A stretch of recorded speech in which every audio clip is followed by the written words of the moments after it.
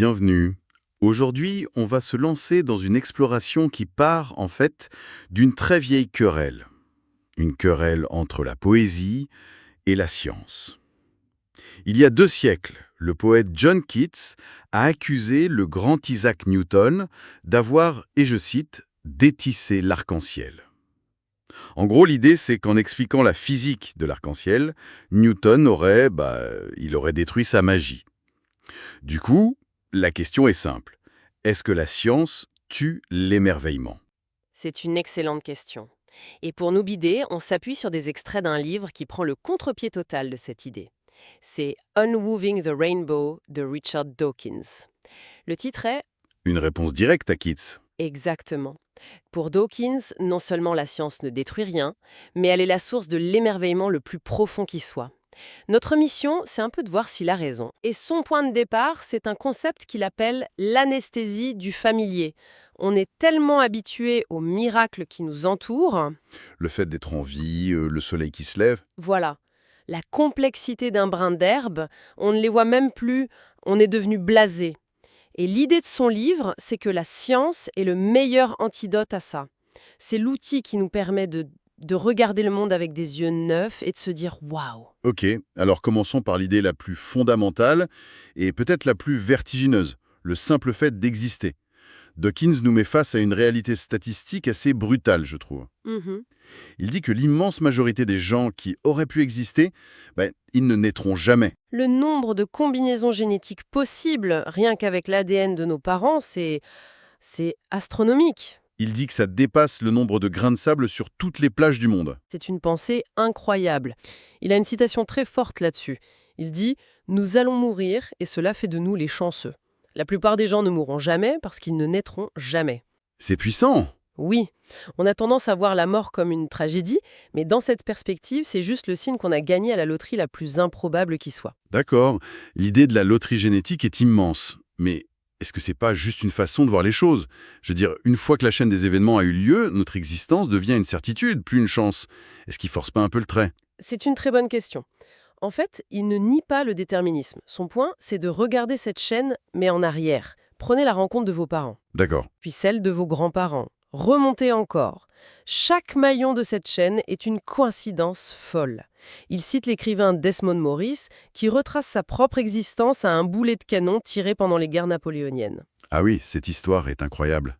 Le boulet arrache le bras de son arrière-arrière-grand-père, ce qui le force à changer de métier, à déménager et donc à rencontrer une autre femme. Sans ce boulet de canon, pas de Desmond Morris. Et Dawkins insiste. Ce n'est pas une histoire exceptionnelle. Non, c'est l'histoire de chacun d'entre nous. Le simple éternuement d'un paysan au XIVe siècle a pu dévier un spermatozoïde et changer toute la lignée qui mène à nous. Vu comme ça, c'est vrai que chaque vie est un funambule qui a traversé l'histoire sur un fil de coïncidence. Il a une autre analogie qui m'a marqué, celle sur notre place dans le temps. Ah oui, la règle de temps. C'est ça. L'univers a des centaines de millions de siècles. Il nous demande d'imaginer le temps comme une règle de plusieurs kilomètres, et notre siècle comme la lumière d'un tout petit projecteur qui balaye cette règle. La probabilité qu'on soit vivant pile au moment où le projecteur passe sur notre section est quasi nulle. Et ce raisonnement s'applique à tout. À notre planète, par exemple. Une planète boucle d'or, ni trop chaude, ni trop froide, avec de l'eau liquide. C'est une rareté cosmique. Moins d'une chance sur 1 million, je crois. C'est ça, même pour les estimations les plus optimistes. Alors, évidemment, Dawkins précise, ce n'est pas un hasard pour nous de nous trouver sur une planète parfaite pour la vie, puisque nous sommes le produit de l'évolution sur cette planète. Logique. Mais en tant qu'individu conscient, le privilège reste total. Et pour lui, le plus grand privilège de tous, c'est d'avoir le temps et la capacité de comprendre tout ça, avant que nos yeux ne se referment. Alors sur ce premier point, je pense que Keats aurait du mal à argumenter. Comprendre l'improbabilité de notre existence, ça ne détisse pas la magie, ça la décuple. Absolument. C'est l'antidote à l'anesthésie du familier. Tout ça est fascinant, mais ça nous éloigne un peu de notre point de départ. Justement, revenons-y à cet arc-en-ciel. Keats accusait Newton de l'avoir transformé en une, je cite, « banale liste de choses communes ». Alors, que nous dit vraiment la science à son sujet? Est-ce que c'est si banal que ça? Loin, loin de là. L'explication de Newton est d'une élégance folle et bien plus complexe qu'un simple passage de lumière dans un prisme. Imaginez une goutte de pluie, parfaitement sphérique. Ok. Un rayon de soleil y pénètre, En entrant, il se courbe, il se réfracte, ça sépare déjà un peu les couleurs. Puis, ce rayon frappe la paroi arrière de la goutte, qui agit comme un miroir, et il est réfléchi vers l'avant. Enfin, en sortant de la goutte, il se réfracte une seconde fois. Et là, les couleurs se séparent encore plus. D'accord. C'est ce trajet précis, réfraction, réflexion, réfraction, qui explique pourquoi on doit toujours avoir le soleil dans le dos pour voir un arc-en-ciel. Ok. Le chemin de la lumière est déjà plus poétique qu'une simple liste. Mais là où ça devient vraiment fou, c'est que l'arc-en-ciel n'existe pas vraiment. Pas comme un objet. C'est exactement ça. Et c'est là que la poésie explose. Une seule goutte de pluie ne vous envoie pas un arc-en-ciel. Elle vous envoie une seule couleur, selon l'angle précis entre le soleil, la goutte et votre œil. Hein. Ce que vous percevez comme la bande rouge, c'est en réalité la lumière rouge collective de millions de gouttes, toutes situées sur un arc de cercle parfait à 42 degrés par rapport à vous. Un peu plus bas, un autre groupe de millions de gouttes sur un arc à 40 degrés vous envoie collectivement la lumière violette. Attends. Ça veut dire que l'arc-en-ciel est une illusion d'optique personnelle, Précisément. que celui que je vois n'est pas le même que celui que voit la personne à côté de moi. Précisément. C'est une construction de ton cerveau à partir de points de lumière. Il y a littéralement autant d'arc-en-ciel qu'il y a d'observateurs. Chaque personne est le centre de son propre arc-en-ciel privé. C'est incroyable. Et la science va plus loin. Elle explique l'arc secondaire, plus pâle, qu'on voit parfois au-dessus. Avec les couleurs inversées. Il est dû à une double réflexion de la lumière dans les gouttes. Le savoir, c'est ajouter des couches de complexité, d'élégance. C'est tout sauf banal. Loin de le détruire, Newton nous a révélé que chacun de nous est le centre d'un spectacle céleste. Mais ce détissage de la lumière a ouvert une porte encore plus grande. C'est l'histoire des lignes sombres dans le spectre du Soleil. Les lignes de frein d'Hörfer, oui. Au début du 19e siècle, des physiciens ont remarqué qu'en décomposant la lumière du Soleil avec un prisme de très haute qualité, le spectre n'était pas continu. Il était strié de centaines de fines lignes noires. Et ça, c'est quoi? On a fini par comprendre. Chaque élément chimique, quand il est chauffé, absorbe la lumière à des fréquences très précises. Ces lignes noires sont la signature des éléments dans l'atmosphère du Soleil. C'est un véritable code-barre cosmique. J'adore cette image. C'est exactement ça. Et en lisant ce code-barre dans la lumière des étoiles, on a pu savoir de quoi elles sont faites, à des milliards de kilomètres. Donc, elles sont faites d'hydrogène et d'hélium. Majoritairement, oui. Ce qui nous a mis sur la piste de la fusion nucléaire. Mais le plus grand aha moment est venu plus tard, avec Edwin Hubble. Dans les années 20, il a analysé le code-barre des galaxies lointaines. Et il a vu que toutes les lignes de ce code-barre étaient décalées vers le rouge. Le fameux décalage vers le rouge, le redshift. L'effet Doppler pour la lumière. Voilà. Et la seule explication, c'est que ces galaxies s'éloignent de nous à une vitesse prodigieuse. Une minute. Ça veut dire que le même principe qui explique l'arc-en-ciel, la décomposition de la lumière, c'est ce qui a permis de prouver que l'univers est en expansion. C'est ça, la beauté de la science. Partir de la question de Keats, pourquoi l'arc-en-ciel est lu, et arriver à la conclusion que l'univers a eu un commencement. Le Big Bang, Le Big Bang. Si ça, ce n'est pas de la poésie. c'est une poésie à une échelle cosmique. Bon, alors, si la science offre un tel sentiment d'émerveillement, pourquoi tant de gens se tournent vers le paranormal, l'astrologie? On a l'impression qu'il y a un marché concurrentiel de l'émerveillement. C'est le point de Dawkins. Il dit que ces croyances détournent notre appétit naturel pour le merveilleux. Elles offrent des raccourcis faciles vers le mystère sans l'effort de la compréhension. Il prend l'exemple de la série The X-Files. Ah oui, la vérité est ailleurs. Exactement. Mais dans 99% des épisodes, ailleurs, c'était systématiquement le surnaturel, le paranormal. L'explication rationnelle était toujours l'option ennuyeuse, celle des bureaucrates. Ce genre de fiction, selon lui, cultive une méfiance envers la rationalité. Et il va chercher les racines de cette crédulité très loin dans notre évolution. L'idée que les enfants sont biologiquement câblés pour être crédules. C'est une hypothèse fascinante. Pour lui, la crédulité enfantine est un mécanisme de survie. Pendant des centaines de milliers d'années, un enfant avait tout intérêt à croire ce que ses parents lui disaient. Ne mange pas cette baie, elle est toxique. Voilà, ne t'approche pas de la rivière, il y a des crocodiles. L'enfant qui aurait eu un esprit trop critique et qui aurait décidé de tester l'hypothèse par lui-même, Et il avait peu de chances de transmettre ses gènes sceptiques. la sélection naturelle aurait donc favorisé les enfants qui gobaient tout. C'est une théorie élégante, c'est vrai, mais est-ce qu'on ne risque pas de tout justifier par l'évolution? La crédulité, c'est pas aussi, et peut-être surtout, un produit de la culture. De l'éducation. Bien sûr, les deux sont liés. L'argument n'est pas de dire que c'est uniquement biologique. C'est que la biologie nous donne une prédisposition. C'est comme un programme informatique installé par défaut qui dit « règle de base, croire les adultes ».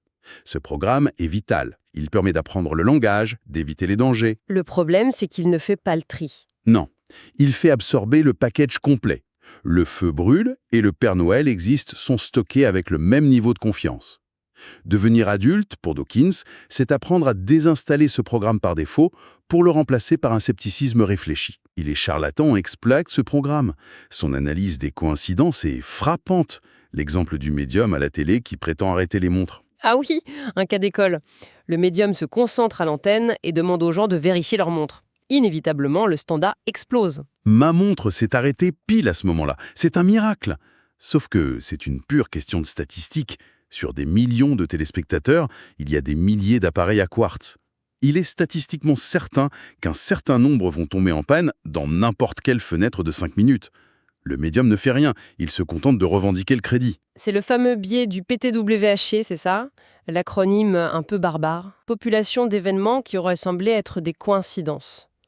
Le truc du médium, c'est d'élargir cette population.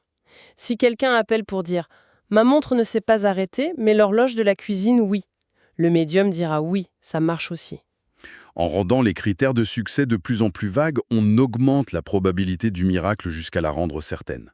Comprendre ça, c'est un outil formidable contre la manipulation. C'est une autre façon de détisser un faux mystère pour révéler la beauté des probabilités. Mais la dernière partie aborde une idée encore plus étrange. L'idée que notre réalité elle-même est une sorte d'illusion construite par notre cerveau. C'est sans doute le concept le plus contre-intuitif, oui. On a l'impression de percevoir le monde directement, tel qu'il est. Dawkins dit que c'est faux. Notre cerveau construit en permanence un modèle, une simulation de la réalité. Et c'est cette simulation que nous expérimentons. Une sorte de réalité virtuelle contrainte par les sens. C'est ça. Nos yeux, nos oreilles ne sont que des périphériques qui envoient des données pour mettre à jour la simulation en temps réel. Il faut un exemple concret là, parce que c'est difficile à avaler. L'exemple le plus puissant est l'illusion du masque creux. Prenez un masque de visage en plastique. Si vous le regardez de face, vous voyez un visage normal, convexe. D'accord. Maintenant, retournez-le et regardez l'intérieur, le côté creux. Vous savez que c'est creux, mais votre cerveau va refuser de le voir comme ça. Après quelques secondes, il va retourner l'image mentalement et vous verrez à nouveau un visage convexe qui semble sortir vers vous. Mais pourquoi est-ce que le cerveau nous ment aussi effrontément? Parce que le cerveau n'est pas un scientifique qui cherche la vérité objective, c'est une machine à survie. Et dans son expérience, les visages sont toujours convexes. Un visage creux, ça n'existe pas dans la nature. Exactement. Le cerveau a donc un a priori très fort. Si ça ressemble à un visage, c'est convexe. Cette hypothèse est si ancrée qu'elle prend le pas sur l'info des yeux. Votre cerveau préfère vous montrer son modèle interne. C'est incroyable. Donc si mon cerveau peut me mentir aussi facilement sur un simple masque, qu'est-ce qu'il édite d'autre dans ma réalité quotidienne? Absolument, et ça nous amène à une dernière idée, celle de l'évolution de ce simulateur ultra puissant qu'est le cerveau humain. Il propose une analogie avec l'informatique, une coévolution matérielle-logicielle. Alors là, cette idée de coévolution matérielle-logicielle pour le cerveau, il faut qu'on s'arrête une seconde. C'est comme dire que nos pensées ont littéralement sculpté la forme physique de notre cerveau au fil des générations. C'est fou. C'est exactement ça. Imaginez un progrès dans le logiciel, les capacités cognitives, par exemple l'invention du langage ou la capacité à lancer une pierre avec précision. En calculant une trajectoire. Voilà. Ces nouvelles compétences créent une pression de sélection. Les individus dont le matériel, le cerveau physique, est un peu mieux câblé pour ça, ont un avantage. Leur cerveau un peu plus performant permet alors l'émergence de nouveaux logiciels encore plus complexes comme la construction d'outils, les stratégies de chasse. Et ça repart. Ça repart.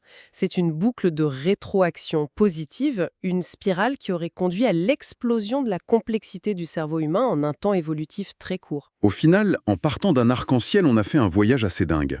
Loin d'assécher le monde, la science semble l'irriguer de sens. Comprendre la lumière nous mène au Big Bang.